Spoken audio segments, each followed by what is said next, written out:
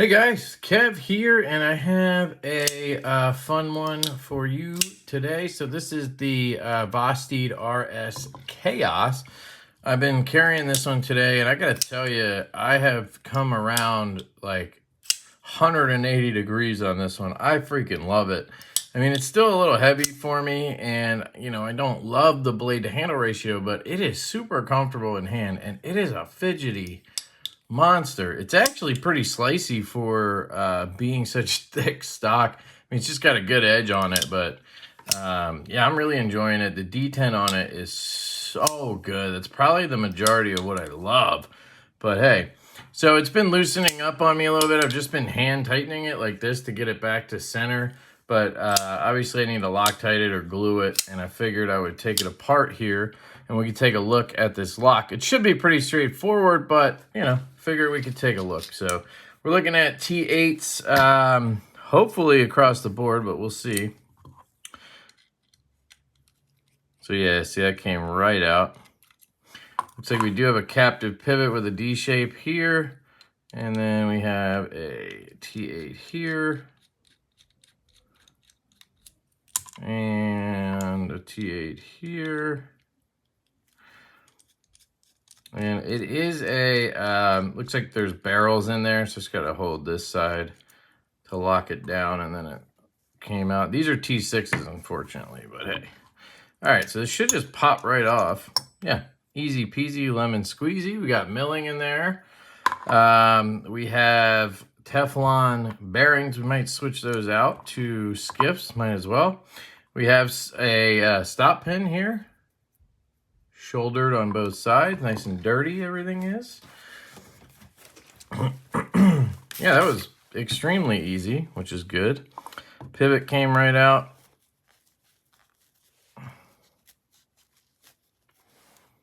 Clean the pivot screw.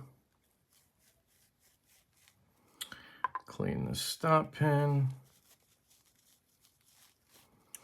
Probably gonna swap these, but clean the bearings. And I want to take a look at how this lock works. Again, I think it's pretty easy or straightforward. So put this in. Does the D shape go through on, okay, it goes through on that side, I guess. Where is the D shape?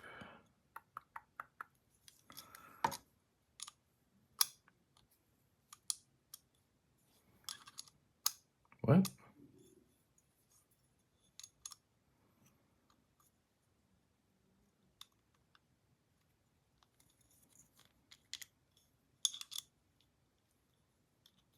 Okay. There is a D shape somewhere. It's just hard to see. I guess we could pop this out. No, I don't see a D shape. Do you? There it is. All right. So the D shape. No. Wait. What? Does that look like a D shape? Not really. I guess it is. Nah. I don't. Oh, yeah. So it goes in like this. Did I just get lucky? I just got lucky and it went in? Or is it fitting in any which way? No. Okay. I just got really lucky. When I put it in, I put it straight down, and I guess that was the spot. Okay. Cool. This is oh, interesting. Barrel comes out here. Cool. Okay. Anyway, so lay this down. So you have this button essentially attached to the lock bar, which goes in right here and pushes like that. They call it the top lock. And that liner runs down here. It's just a steel lock bar underneath the back spacer here. And I guess it's held in by the back spacer. It's not cut out of the titanium, right? Is it? That would be cool. Let's take a look at this. Can we get this out? Let's see. We can get that one out. Can I get this one out? Yeah. And then there's just a pin. I just want to see under here. Come on. Look at that. Okay, so yeah, it's not milled out of the... Whoa! That's freaking cool. So it's actually screwed on to the back spacer right here with this screw. And then there's pins to hold it in. And then they have a screw and a pin to hold in the button. That's ingenious. Dude, Yudong, the guy behind Vostit, is just, yeah. I mean, he's doing stuff. Look at the locks lately. The V-anchor, the top lock. In my opinion, he's like almost rivaling Brian Winters with just the ingenuity here. You gotta love it. Let's just make sure these are tight. They're T6s. These are probably cranked down. Yeah, they crank those down because they do not, and they probably Loctite the shit out of them. But it's attached to the bag spacer. It's freaking genius, dude. Man, that's cool. All right. Clean everything here. So then this just goes in like that, and boom. Look at that. And it's steel, right? So you don't need to worry about a steel insert or anything like that. And it's not like it's taking up extra weight. I mean, it's just a steel bar. You know, yeah, you have this weight, and then you just have the back spacer. I think the weight on this is just because of the thickness of the liners and the, you know, the blade and everything. I think they have a new model. They actually asked me if I wanted to check it out. So I think I have one on the way. They have a new model that uses this lock. So I'm curious to see how they did it on that one, if they got the blade to handle ratio a little better and all that kind of stuff. You can see we have a traditional detent. It's just kind of backwards, you know. Ooh, let's clean it out. We might even get a little better detent, which would be crazy, but whatever. So grab the pivot just to show you. Oops. Okay, so you put that in, and then this goes here. This is it open. So the way this works is, well, let me get the stop pin so it's actually, the kid might come in. She's getting ready for bed. I was trying to sneak this in. All right. Oop, just stabbed myself. So let's do this. So the stop pin, yeah, so it kind of wedges. Look, so the lock bar comes in between the tang of the blade and the stop pin, right? And locks up. So you have really solid lockup because it's wedged. It's not just like, if you look at a traditional frame lock design, right? This comes up and the frame lock comes in and wedges itself underneath the blade, right? That's how that works. Then you push the lock bar out of the way and it can close. But on this, it's not just wedging itself under the tang. It's literally pinning itself between these two things, essentially. So it's not actually locking up down here. I thought it was locking up in there. It's locking up right here sideways. And then you push this down to get it out of the way. Normally that stop pin would still be there. And then the blade can come down this way, travel around. This lets it travel past the stop pin here, right? And then it comes down and it actually hits on the stop pin here. I don't know if it actually hits the button or if it would, because of the stop pin, it fell out. If it would actually stop before them. It's kind of like a double stop pin. But I think it would stop before that. This stop pin is very tough to keep in place. All right, here we go. God damn it. Just stay there, dude. Okay, so it's hitting the stop pin. I think it might hit both. I think it might tap that button as well. I think that's why we're getting that really cool sound when it closes. So anyway, that's the lock. That's just super cool right there. I love it. And your detent comes from, you know, obviously the detent hold, depth, and all of that stuff, but then, you know, how much this is bent out this way. Kind of like a frame lock in this sense, right? Very cool. All right, so let's clean inside of here. So I get any oil that could be in there out. Do we still have that T6 out? I should have left that out. Just so I can get it into the pivot. I have a live stream in like 20 minutes. I'm just trying to get this done. I thought it would be quick. It should be, relatively. These D-shaped? No, so it should just pop in. Assuming I can line it up. Man, everything just wants to fall out, huh?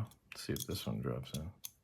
Yeah, that one goes in easy. Let's see if this one was just, nope. There we go. Got that one in. Get that one in. Pop that guy in. All right, now I can lay it down pretty much. That's still in the way, but it's okay. Clean off these washers. I guess I'll flip them because I'm going to put skiffs in. Skiff should be fine. Honestly, you don't really need skiffs. This thing is a free faller the way it is, but just putting a little heavy in here because it'll help lock those washers down. So you can see these have marks on them. So I'm going to flip it over to this clean side. Drop that down. That is the clean side. That is the other side. Drop that in. Clean this up. I don't want that heavy on there. Okay. Then just to check, should be 6mm 1/16. So 1/16 bearing. And something's gonna fall out when I do this, but yeah, it's 6mm. I doubt it would be 1/4 inch. Whatever, we'll check. 1/4 inch, 6mm. It's not 5. Yep. Okay. 6mm is actually smaller than 1/4 inch, where 3/16 is smaller than 5mm. But anyway, we should have some in here. Usually I have, oh, we might be able to fit multi-rows. It's pretty big. Let's see. So those are the 1/16. Let's see, do we have, yes, we do. We have those. So we can see if the multi-rows will fit. They might be just a little too big. These are the ones I developed with Skiff for the Jaeger M. Ooh, we're going multi-row, baby. Oh boy, we're going multi-row on the RSKAOS. Somebody probably already knows this, but this is the 16 ball count. That is sick. All right. So we take our lubrication.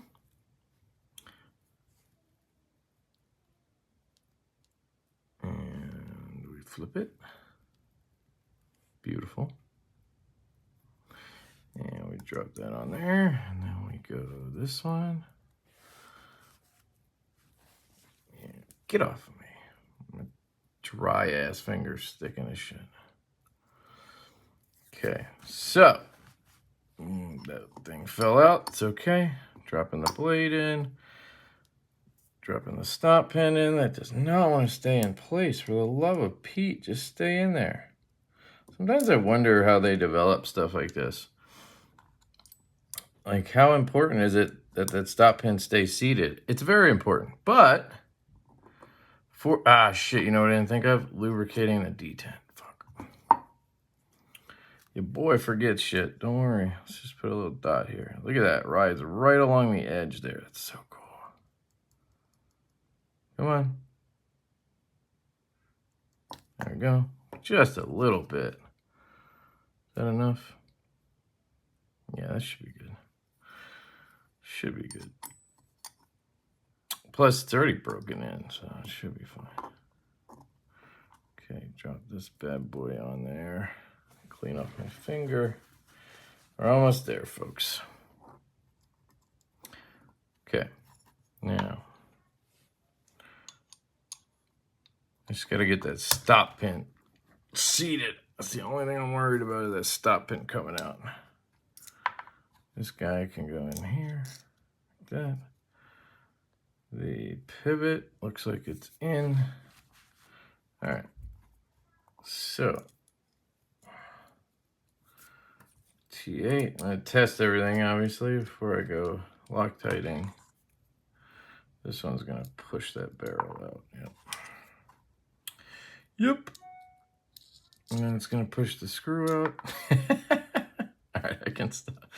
I was worried, I was still pushing on the pivot, trying to worry about that stop pin.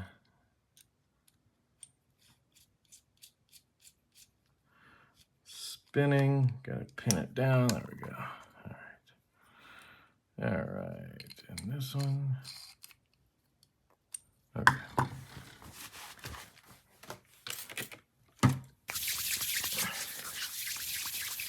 Put these back. Those are the regular 6mm, and they would work too, obviously. Pretty much anything 6mm 1/16 will work, except for the 18 ball. Do not put the 18 ball in there. Put the wrong one here. All right. So let's make sure it's centered. Yep, perfect. Detent seemed good.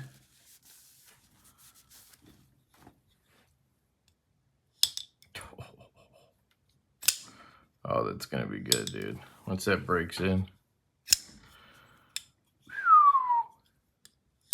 Guys. So this is, yeah, that's fully tightened down. I mean, I don't know if I can go any further. I'll try. Yeah, I can tighten a little bit. Center. No play. No rock.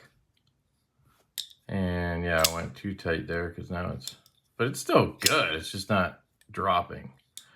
But I'm sure it will after a little bit of, you know, break in. But let's just see what happens. Tighten it to tight, centered, detent, no play. Yeah, good to go. So I just need to glue it. This is definitely a candidate for gluing because it's, you know, with a compression lock or whatever like this, it's a lot less likely that you're gonna need to like milk it, you know? Like with washers, like with the Waypoint, I have to be really careful. I have to make sure that I don't go too tight or too loose because I might get play. I might, you know, with this, it's pretty much easy peasy because it's on bearings. So there it is, guys. That's the disassembly on the RSKAOS. Hey, Breen, I'm just wrapping this up. Why are they? Because that's a magnet. It helps me do my job. No, don't pull it. All right, guys, let me know if you have any questions. Shout out to Basti. I'll link them down below if you want to use the link. Why do you have a pink? I appreciate it, but love you guys, and I'll catch you later. Peace.